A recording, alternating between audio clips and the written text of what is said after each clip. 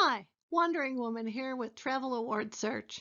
Today we're going to talk about doing a business class award search and finding results that just are not that great. And in that case, what can you do? We're using a real life example of trying to find flights from Houston to Paris. My husband and I booked a cruise in France, and so we need to get there about mid-June. I searched One World flights using American, Air France, since we're going to France, and I searched Star Alliance flights on United. And these are the results. The American Airlines flight is operated by British Airways, goes through Heathrow, and has a pretty exorbitant amount of fees. It's $750 a ticket. Air France had a very high mileage rate at over 250,000 miles a ticket, plus another $200 in fees, and only one ticket available even at that rate. And then United had flights with still a very high level of miles at 155,000. Fees were okay, and it went through Munich, and you were flying Lufthansa. I was not too excited about these results, especially since a few weeks before that, when I was doing the example video of New York City to Paris, I could get Air France nonstop flights from New York for 71,000 miles and $200 in fees and plenty of availability. I didn't have the need at that point, but it does emphasize that these do change frequently, so strike while the iron is hot. But we are where we are today, so let's see what we can do. The first thing I want to do is make sure that I've searched enough. So I want to check alternate destinations. So I pull up the United map to give me an idea of other destinations, and I check that because flights within Europe tend to be pretty cheap, and in some places we could just take the train. I was checking places like Brussels, Amsterdam, London, Barcelona, because you can take the train. I quickly found that virtually all the One World flights were on British Airways through London, so they all had those exorbitant amount of fees. And I was not very successful at doing any better on United flights. Even Amsterdam with KLM, who is another partner in Flying Blue. So I went a little further afield, checked Madrid, Milan, Rome, didn't do any better on any of these. The only thing I did find is I knew that Singapore Air flew into Manchester from earlier flights I had booked.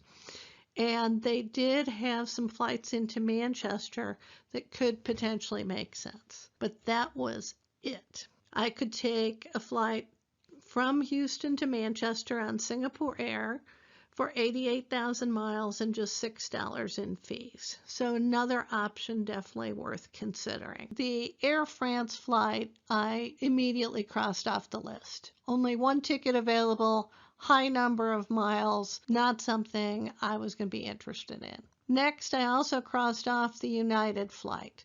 155,000 miles is an awful lot and still going really past my destination and coming back again. So the two worth considering were the British Airways flight through the American website and the Singapore Air site that went to Manchester. On Singapore Air, the issue was I would have to get from Manchester to Paris, so that would be a flight and probably an overnight in order to make sure there weren't any issues. I don't have miles existing at Singapore Air. I would transfer them from Chase or from American Express, but once I made that transfer, the miles would be committed to Singapore Air if I changed anything. The other thing about Singapore Airlines is if you make changes to an award ticket, there are some fees associated with that. They're on the range of $25 to $50, so they're not enormous, but especially because I'm not completely satisfied with these and I want to look some more, I would rather avoid those fees. That is versus a very expensive fee on American Airlines, but they don't charge change fees if I want to change an award ticket.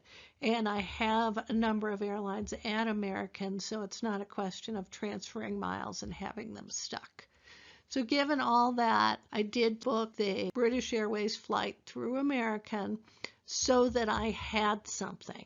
Not that I was satisfied with it, but if I had to use it, it was doable for me. And it gave me surety of a flight in order to make the cruise. So I've booked that flight that I'm not that crazy about. What next? Well, take some time to think about things, and you know you've got a flight as a backup, but are there things that you rejected that maybe you should consider? I had rejected flights that required a change of airports in New York, and there were some in Washington, D.C. And I recalled that somebody told me you can now take the train between Reagan Airport and Dulles Airport. So maybe that's something I should think about. Can I loosen my criteria? I wanted to just make one stop on the way. Could I consider maybe making more than one? Not preferable, but it's another option. And then are there other reasonable options? Is there a place along the way that you might want to stay overnight? Think about those things and then continue to check and check again because availability on awards changes all the time. So that's what I did, and what I thought about is I could go visit my relatives in Washington who live near Dulles. Besides checking flights from Houston, I was also checking flights from Dulles. And after a week or so, I was very happy to find this. I could fly from Dulles to Paris for 60,000 miles a person and about $6 in taxes and fees. So I was able to get 2 tickets on United Polaris for a total of 120,000 miles. I will purchase the flights from Houston to DC, spend a night or two, get to visit family a little bit, and then go on to Paris. So that works for me and is a much better option than paying $750 in fees for the British Airways flight. So now it's time for Key Points with Clem, highlighting some of the key points of the video featuring our cute tabby Clem. Clem! Clem, I know you love bags, but it's time for key points. First of all, ensure that you've done a complete search. Look at various airline programs and at alternate destinations to see if you can do any better than the lousy options you started with. Once you've got that complete search, then evaluate all your lousy options for acceptability. Is this something you can live with if you can't find anything better? And especially for flexibility, if you find something better, do you have anything at risk that you would lose in order to book a better flight? Then go ahead and book whatever your best option is and ponder it for a while. Think about what other options you can come up with and what you'd like to do. And then search again and again to get better results because award availability changes all the time. And lastly, if you're getting tired of the time and effort, consider using an award booking service. Our friends at 10X Travel Insiders have an award service, as does the Points Guy. So those are also options for you, although they are at a cost. So that's our video on what to do when you're searching for business class awards and come up with lousy options. This is Wandering Woman and Clem for Travel Award Search. We hope you enjoyed the video. Please give us a like, subscribe to our channel. Comments and questions are welcome.